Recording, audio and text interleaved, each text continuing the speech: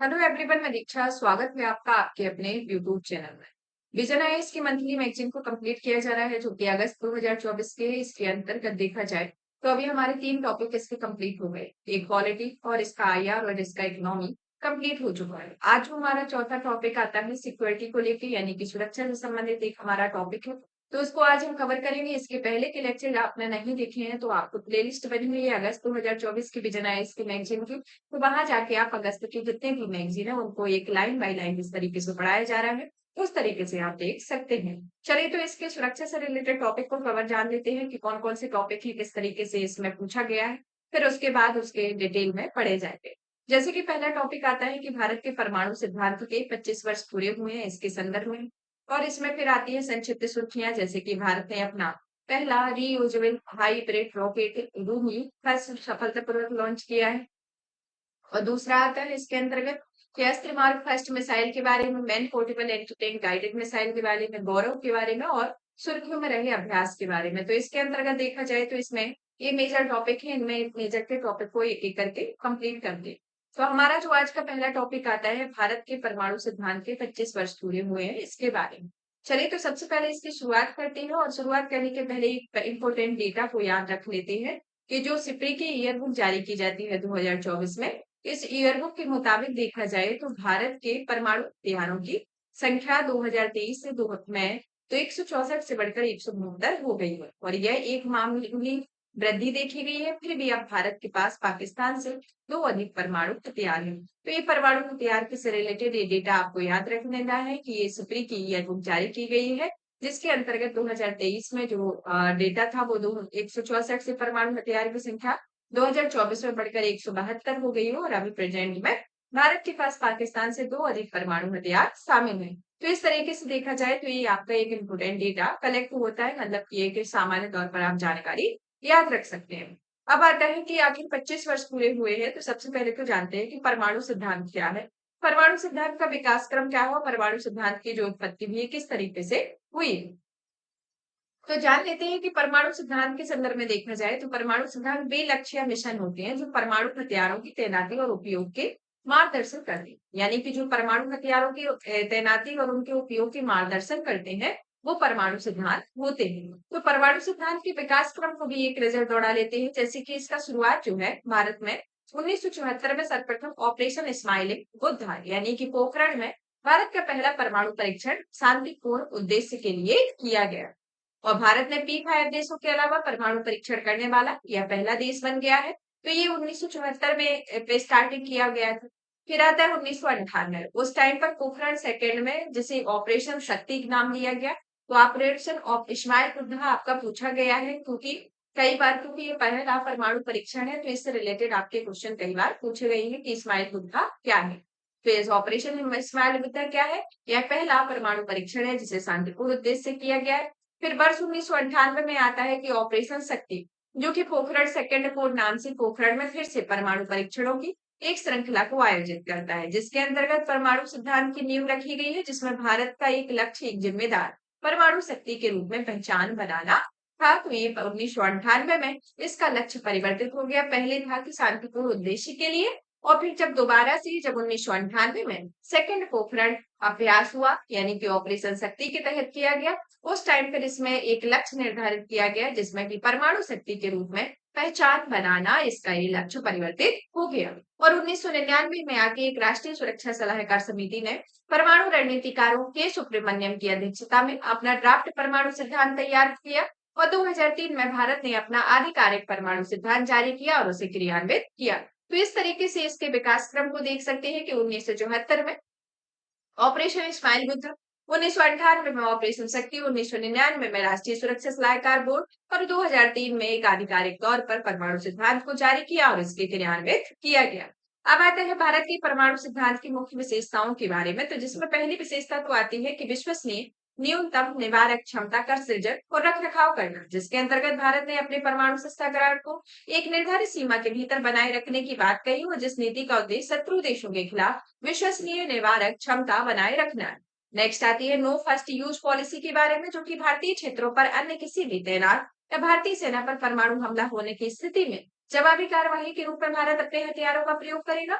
और तीसरी आती है इसके अंतर्गत विशेषता की दोनों पक्षों का एक सुनिश्चित विनाश होना, जिसमें परम जवाबी कार्यवाही के रूप में भारत का पहला हमला व्यापक होगा और इसमें विनाशकारी क्षति पहुंचाने वाला होगा। और ये म्यूचुअल एश्योर्ड डिस्ट्रैक्शन की अवधारणा यानी कि दो महाशक्तियों को एक दूसरे को परमाणु हथियार से नष्ट करती है, इस अवधारणा पर आधारित हो और परमाणु हथियार नहीं रखने वाले देशों के विरुद्ध भारत परमाणु हथियारों का प्रयोग नहीं करेगा, तो इसके अंतर्गत आता है।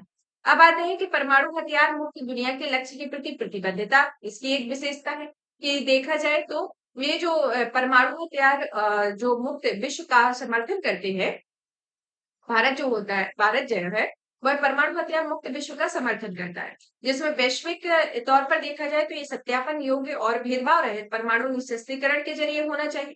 गवर्नेंस के संदर्भ में देखा जाए तो यह परमाणु कमान प्राधिकरण के तहत एक राजनीतिक परिषद, एक कार्यकारी परिषद के रूप में इसका गठन का प्रावधान किया गया है, जिसमें राजनीतिक परिषद में जो मुख्य अध्यक्ष होते हैं वह प्रधानमंत्री होते हैं, जो कि परमाणु हथियारों को उपयोग पर अंतिम निर्णय लेने वाला भारत का एकमात्र एक आसीन राजनीतिक नेतृत्व है।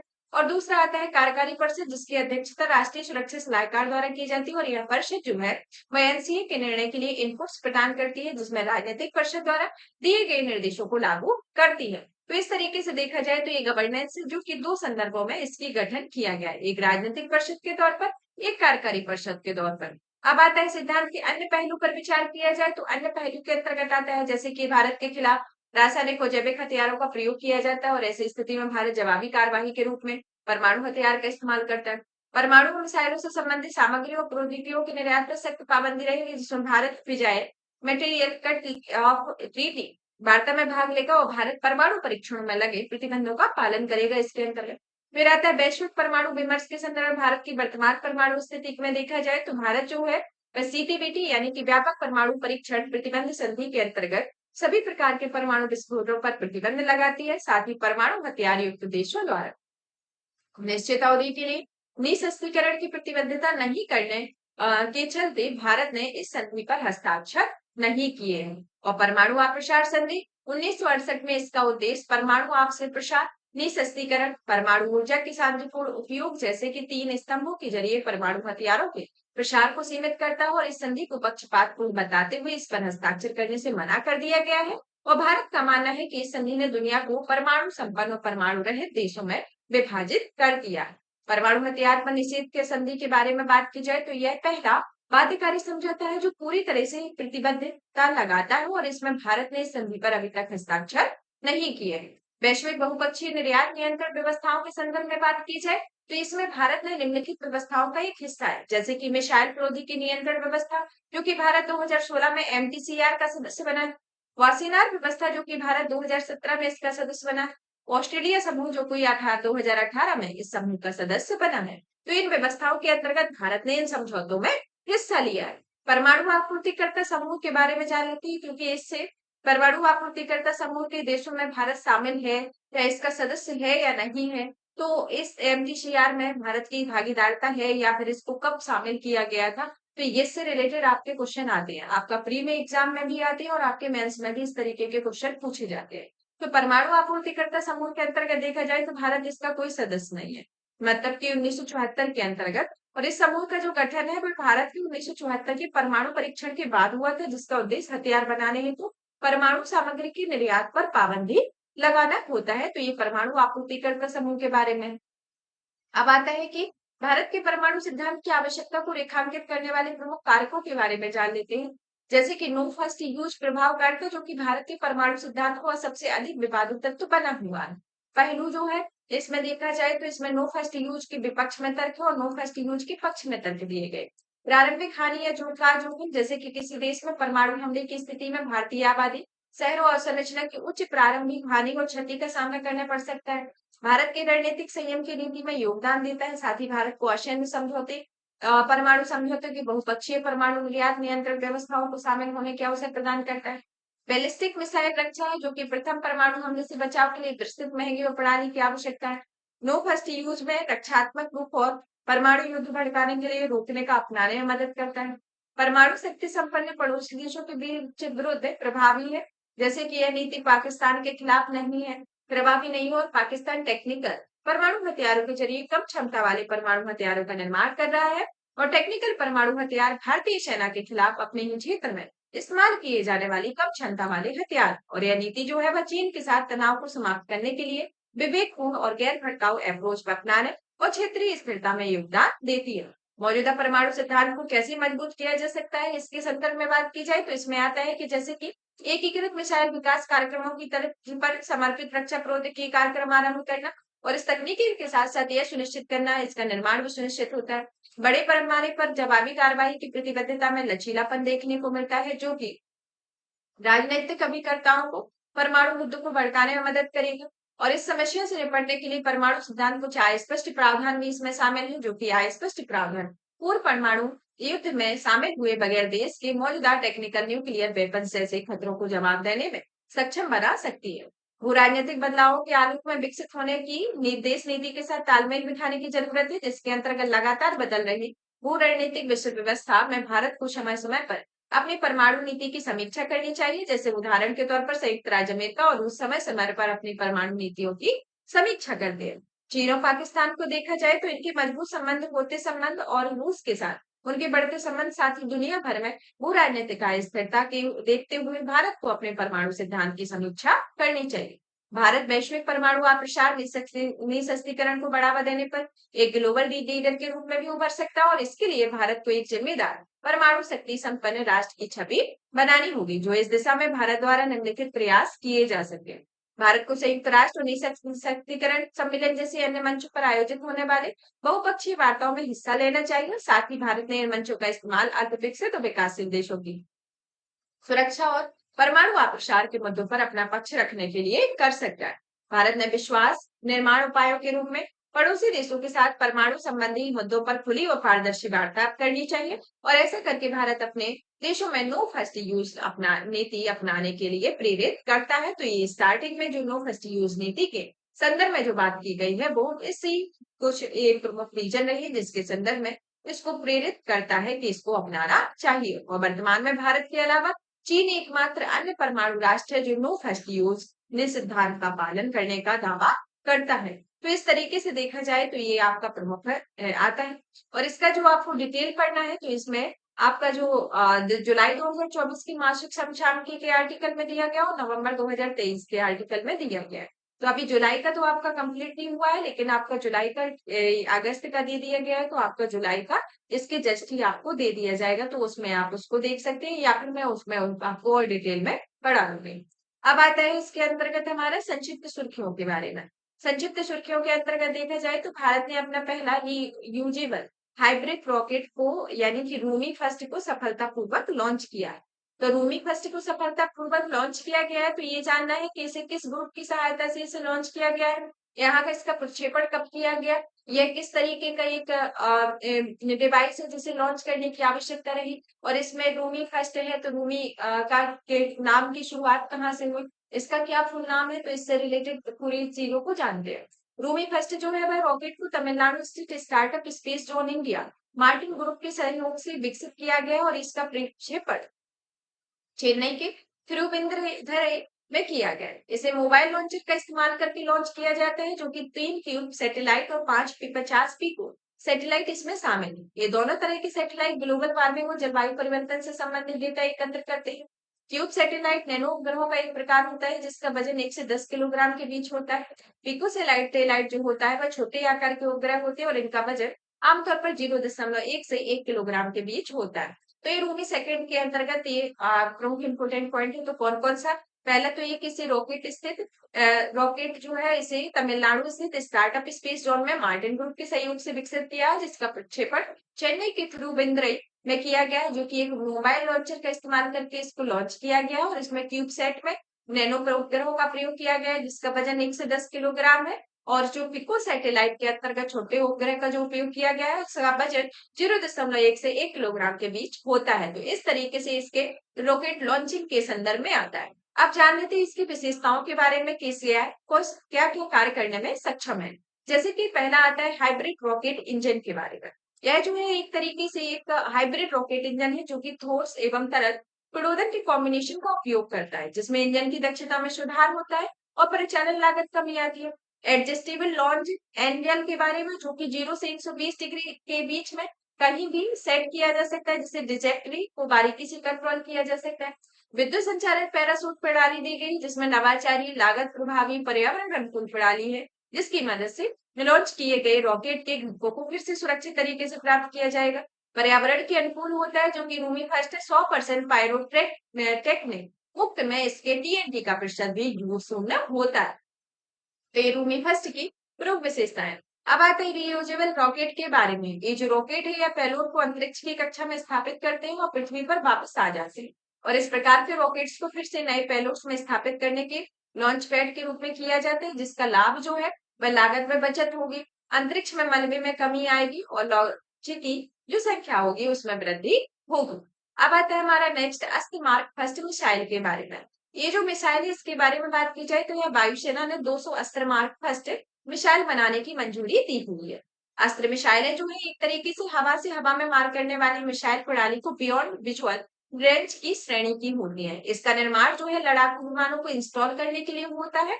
इसमें सू 30 एम के फर्स्ट विमान के साथ एकीकृत अस्त्र एम के फर्स्ट हथियार प्रणाली को भारतीय वायुसेना ने शामिल किया है, जिसकी रेंज 80 से 110 किलोमीटर के बीच में होती है। तो इसके संदर्भ में अब आता है कि यह जो मिसाइल है इसको अत्यधिक युद्ध अभ्यास वाले सुपरसोनिक विमानों को शामिल करने में नष्ट करने के लिए डिजाइन किया जाता है। और यह जो मिसाइल है इसे रक्षा अनुसंधान एवं विकास संगठन की तकनीकी विकास का काम किया गया है, जो कि भारत डायनामिक्स लिमिटेड के द्वारा इसका व्यावसायिक उत्पादन किया गया था। नेक्स्ट आता है man portable anti tank guided missile के बारे में। यह जो मिसाइल है इसे डीआरडीओ के स्वदेश निर्मित man portable tank guided missile को सफलतापूर्वक प्रक्षेपण किया गया है। यह जो मिसाइल है जैसे कंधे से लॉन्च किए जाने वाले पोर्टेबल मिसाइल प्रणाली है, जिसमें विशेष रूप से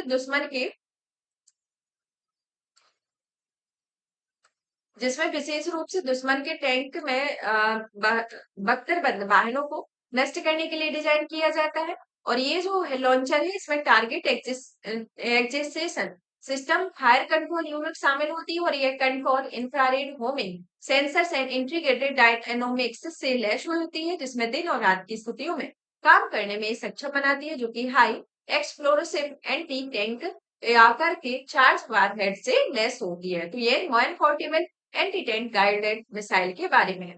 अब आता है गौरव के बारे में। गौरव जो है इसे भी डीआरडीओ के द्वारा विकसित किया गया है, जो कि सू 30 एम के फर्स्ट प्लेटफॉर्म में लंबी दूरी के गाइडेड बम गौरव का पहला परीक्षण किया गया है। गौरव के बारे में जाए तो यह हवा से प्रक्षेपित किया जाने वाला 1000 किलोग्राम श्रेणी का गाइडेड बम होता है, और यह लंबी दूरी के लक्ष्य को निशाना बनाने में सक्षम होता है। और यह लॉन्च करने के बाद ग्लाइड बम अत्यधिक सटीक हाइब्रिड नेविगेशन स्कीम का उपयोग करके लक्ष्य की ओर बढ़ता है, और इसके लिए गाइडेड बम को इंडियन नेविगेशन सिस्टम और ग्लोबल पोजिशनिंग सिस्टम के डेटा के संयोजन का उपयोग करते हैं। और इसका अनुसंधान केंद्र इमारत हैदराबाद में स्वदेश रूप से डिजाइन किया गया है, यानी कि विकसित किया गया है। अब हमारा नेक्स्ट टॉपिक आता है इसके अंतर्गत सुर्खियों में रहे प्रमुख अभ्यास के बारे में। कि पहला तो आता है तरंग शक्ति युद्ध अभ्यास के बारे में। यह जो युद्ध अभ्यास है इसे वायुसेना ने तमिलनाडु के सुलूर एयरबेस ने तरंग शक्ति अभ्यास का पहला चरण आयोजित किया है। यह भारतीय वायुसेना द्वारा आयोजित पहला बहुराष्ट्रीय अभ्यास है, जिसका उद्देश्य भारत की रक्षा का प्रदर्शन करना था, साथ ही भाग लेने वाली सेनाओं के बीच में ऑपरेशन में समन्वय को बढ़ावा देने के लिए एक प्लेटफॉर्म प्रदान करना है। और भारतीय वायुसेना का यह अभ्यास हर 2 साल पर आयोजित करने की घोषणा की गई। नेक्स्ट आता है अभ्यास उदार शक्ति, जो भारत और मलेशिया के बीच आयोजित एक संयुक्त हवाई अभ्यास है। फिर आता है पर्वत प्रहार अभ्यास, जो कि भारतीय थल सेना में लद्दाख में पर्वत प्रहार अभ्यास आयोजित कर रहा है। और यह अभ्यास अधिक ऊंचाई पर लड़े जाने वाले युद्ध और अभियानों पर केंद्रित है। और इस अभियान की सेना में अलग अलग इकाइयां भाग ले रही हैं, और इसमें अलग अलग युद्ध प्रकरण शामिल किए जा रहे हैं, ताकि सैनिक भारत और चीन की सीमा के बीच युद्ध के लिए तैयार रह सके। अभ्यास मित्र शक्ति, जो कि भारत और श्रीलंका के बीच वार्षिक सैन्य अभ्यास है। इसका उद्देश्य कौशल अनुभव सर्वोत्तम कार्य पद्धतियों के विनिमय की सुविधा करके दोनों देशों की सेनाओं में परिचालन दक्षता में सुधार करना है। तो इसके अंतर्गत है और भी अन्य अभ्यास आते हैं, जैसे कि अभ्यास खानकोट, जो कि एक बहुराष्ट्रीय सैन्य अभ्यास है, जिसका ये 21वां संस्करण यानी कि थल सेना ने भाग लिया हुआ है। इसका आयोजन और मंगोलिया के उलान बटोर में किया गया, और यह समुद्री साझेदारी अभ्यास हाल ही में नौसैनिक जहाज तमर ने भारत रूस के बीच आयोजित समुद्री साझेदारी अभ्यास में भाग लिया है। तो ये प्रमुख अभ्यास रहे हैं। तो कौन कौन से अभ्यास है? पहला आता है आपका तरंग शक्ति, जो कि भारतीय वायुसेना में तमिलनाडु के सोलोर एयरबेस में आयोजित किया गया। दूसरा आता है अभ्यास उद्धार शक्ति, जो कि भारत और मलेशिया के बीच संयुक्त हवाई अड्डा हवाई अभ्यास है। फिर आता है पर्वत विहार अभ्यास, इसके बाद आता है आपका अभ्यास मित्र शक्ति, इसके बाद अभ्यास हार्ड, फिर आता है समुद्री शानदारी अभ्यास। तो इस तरीके के ये प्रमुख अभ्यास रहेंगे। तो यहाँ पर देखा जाए तो आपका सिक्योरिटी से रिलेटेड टॉपिक फिनिश होता है। नेक्स्ट क्लास में आपका नेक्स्ट टॉपिक जो आएगा उसको कवर किया जाएगा। तब तक आप इस सेशन को ज्यादा से ज्यादा शेयर करें, वीडियो को लाइक करें, चैनल को सब्सक्राइब करें। धन्यवाद।